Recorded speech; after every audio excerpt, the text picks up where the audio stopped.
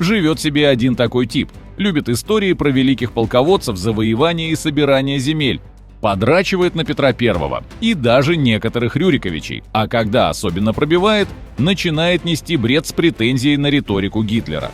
Все это, естественно, замешано на солянке из восстановления справедливости и собирания исконно русских территорий. Он не просто одержим войной, он романтизирует ее. Для него война – это не кровь, трупы и сломанные судьбы. Это миссия – высокая цель. Эпос, где он полководец на белом коне, ведущий великую нацию к историческому триумфу. На деле просто конь, без белого. И это не домыслы, это его собственные речи. Крах СССР – самая крупная геополитическая катастрофа 20 века. Русские и украинцы – один народ. Россия исторически никогда не проигрывает. Чувак реально верит, что если продолжать лупить в одну и ту же точку, то однажды его будут вспоминать как Чингисхана, Аттилу, Тамерлана, ну или хотя бы как Екатерину II. Но есть нюанс. Один очень неприятный, но важный нюанс. Он не завоеватель, он ролевик, у которого все проебется, как только закончится сценарий. И вот пока он вживается в образ, у нас с тобой, блядь, идет война. Потому что в его голове Украина не цель, она просто следующая по списку. Приятно видеть, что ты с нами — это утилизатор реальности. Канал, где мы не льем слезы, а разбиваем по фактам, иронии и сарказму. Если ты устал от тупой пропаганды и здравый смысл для тебя важнее заклинаний государственного образца, тогда присаживайся поудобнее. Начинаем. Чтобы понять, как мы пришли к 2022 году, нужно посмотреть на то, как этот квазинаполеон разогревался. Итак, конец 90-х. Россия в руинах, экономика в жопе, армия там вообще пи***ц. И тут-то, чудо, появляется жесткий парень с КГБшным прищуром, который ловко заходит на трон с обещанием мочить в сортире. Первый сезон – кавказский боевик. 1999 год – начинается Вторая Чеченская. Официально – борьба с терроризмом. Неофициально – пиар-компания для новичка во власти. Половина страны в шоке, другая половина под пиво у телека смотрит, как Грозный сравнивают с землей. Плевать на гражданских. Главное – рейтинг растет. Дальше – Грузия. Быстрый шлеп по щеке. 2008 Путин уже на коне, премьер, но по сути главком. В Грузии провокации, Южная Осетия пылает. И вот защита русскоязычного населения. И по итогу операция, танки, захват территории.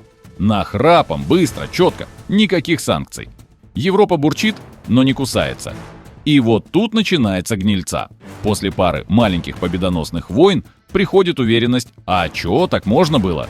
И Кремль начинает понимать, что можно не просто защищать, а отжимать.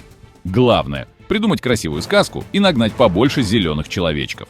Так закладывался фундамент будущего безумия, когда война стала не крайней мерой, а рабочим инструментом политики. Когда кровь – это просто расходник, а международное право – слабость Запада.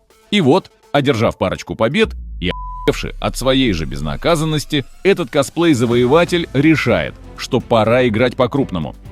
2014 год. Крым. На Украине революция. Режим Януковича летит в пропасть. Народ в ярости. Россия в засаде. И тут Кремль, как всегда, случайно оказался рядом. Нас там нет. Самооборона Крыма, референдум, знакомые сказки. Отжал полуостров почти бескровно, в информационном угаре, под аплодисменты собственного зомбированного населения. Пьяный от успеха, Путин ловит кайф. А что, если это и есть мой путь в историю? Потом Донбасс. Прокси-война по-русски. Вместо откровенного вторжения – накачка ополчения. Оружием, деньгами и личным составом из отпускников. Гибридная война – любимый жанр Путина. Можно стрелять, но делать вид, что ты тут вообще ни при чем. Украина тогда еле держалась. Именно это, кстати, и стало главной ошибкой Путина. Он подумал, что страна сломлена, что если сейчас пойти в лоб, все будет так же легко, как в Крыму. Ага, ща. 2022 год. Большая ставка. Киев за 3 дня. Колонны на 60 километров. Глумливые репортажи с Херсонщины. Лозунги освобождения. И что? Киев не взят. Херсон сдан. Офицеры в пластиковых мешках. Армия вымотана. Репутация утоплена в сортире. Путин хотел войти в учебники как стратег, а вошел как ебанат. Вместо царя-завоевателя мокрая собачонка, у которой в глазах не геополитика, а тотальный шок от реальности, в которой Украина не лох, а страна, что ебашит в ответ. Как Чак Норрис с подгоревшим терпением. А что, если бы получилось? Ну вот представь, Путин действительно берет Киев за 3 дня. Зеленский в изгнании.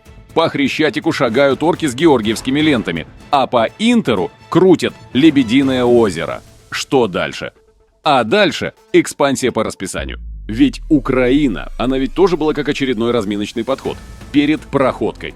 Была тренировкой перед главным турне. Путин не скрывал, что видит себя не просто президентом Российской Федерации, а воскресителем империи. Он сам говорил, что распад Советского Союза – самая большая геополитическая катастрофа. Он мечтает о русском мире от Владивостока до Карпат. А значит, пошел бы дальше. Кто был бы следующим? Список на самом деле готов у них давно. Даже в Госдуме его зачитывали, без купюр. Молдова, маленькая невната рядом. А в Приднестровье свои, которых надо защищать. Страны Балтии, да, в НАТО. Но у пропагандистов есть заготовка. Там русских притесняют, нацисты, надо спасать. Польша. Историческая обида, старая вражда, плюс четкий форпост Запада. Удар по Польше – это удар по НАТО. Но разве это останавливало бы человека, который уже по уши в крови? Казахстан. Большая русская диаспора, старая имперская тоска. Плюс Пекин пока не будет особо против, если работать аккуратно. Фантазии на тему Восточной Европы. Болгария, Чехия, Венгрия. Все, что когда-то было в орбите Советского Союза. Не потому что реально возможно, а потому что влажные мечты у пропагандистов не имеют ни берегов, ни адекватности. И ведь если бы Киев пал, кто бы поверил, что Путин остановится? Он же не останавливается, когда чувствует силу. Только поражение делает его осторожным. Именно поэтому, если бы победил, пошел бы дальше. Сомнений в этом нет. Их даже в самой России нет. Об этом говорят они же в эфире своих передач. Серьезно и с гордостью. Типа, да, а чё такого? Окей, ты, наверное, думаешь, да он преувеличивает. Может, не было у них никаких таких планов. Дружище, да они ж сами все проговорили. В прямом эфире. С улыбкой. Под аплодисменты. Начнем с Кадырова. После Украины надо заняться Польшей. Денацифицировать и демилитаризовать. Сказано в 2022 году. Какой был повод? А такой. Польша поддержала Украину. То есть теперь, оказывается, поддержка жертвы агрессии – это резонный повод для развязывания войны. Депутат Морозов, Государственная Дума.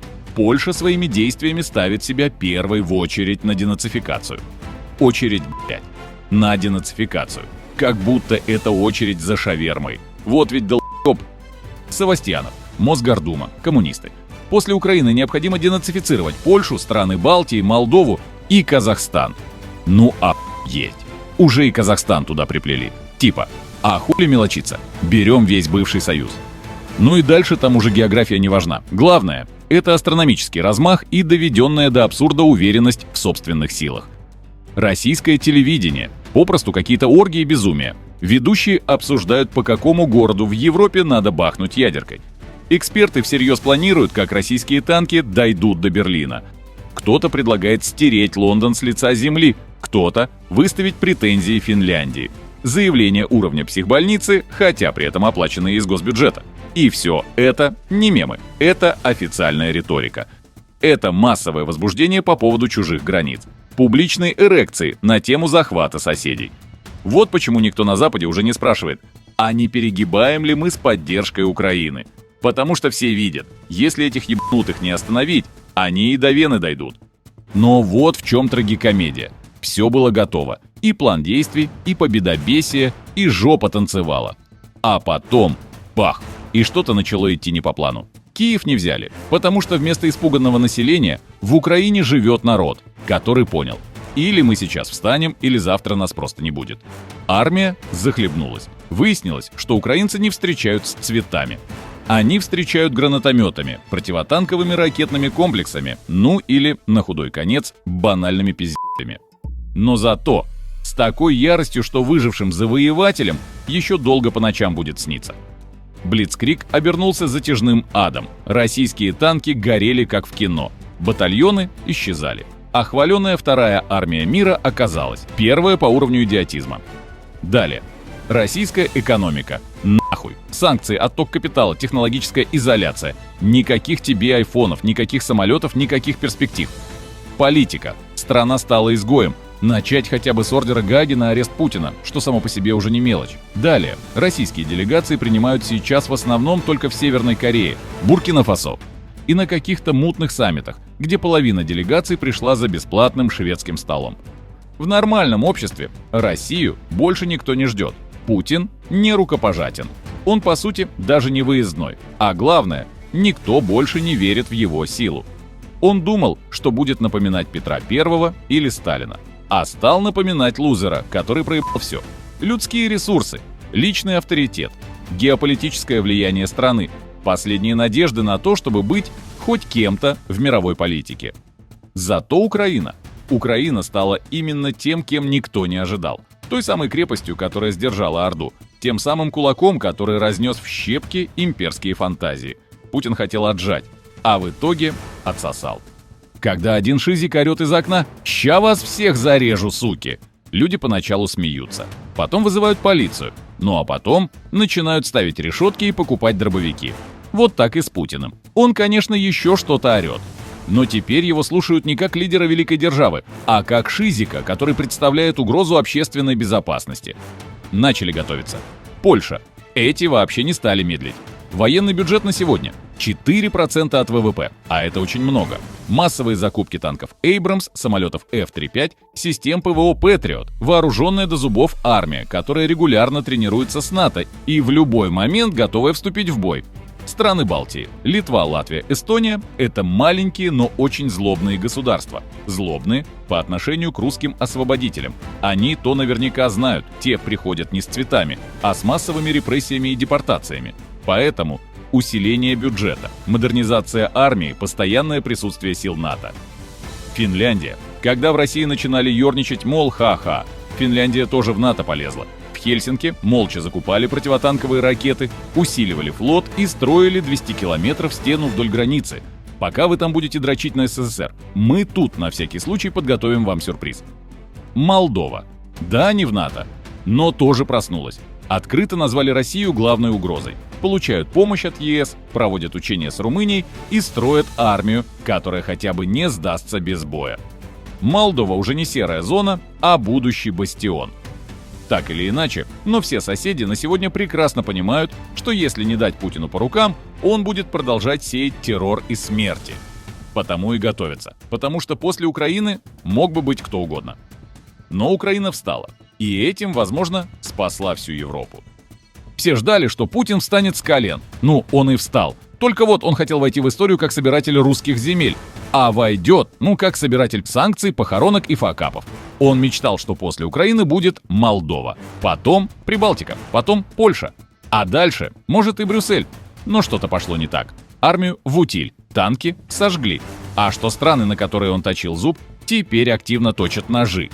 И нет, Путин не завоеватель. Он бестолковый лузер с имперскими галлюцинациями. И хоть был у него потенциал стать злодеем уровня Гитлера, но стал тупо каким-то убогим мемом. Мелким, мелочным, трусливым диктатором, который обосрался при первом же серьезном стреме. И если где-то сейчас в Кремле еще остались карты с планами новых вторжений, то ими можно теперь разве что подтереться, когда бумага закончится.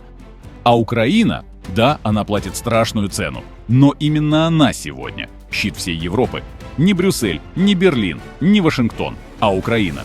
Грязная, измотанная, обескровленная, но гордая и сильная. И именно она похоронила влажные фантазии Кремля о новом мировом порядке.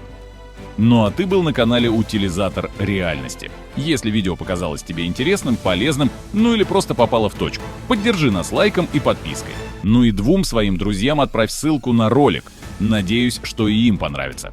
А в комментариях, кстати, подскажи, как ты думаешь, если бы сработал план с Киевом за 3 дня, и Украина капитулировала, кто был бы следующим? А у меня все. До встречи в следующем выпуске. И помни, думать не зашкварно, а вот молчать, когда весь мир горит, уже как-то, сука, неприлично.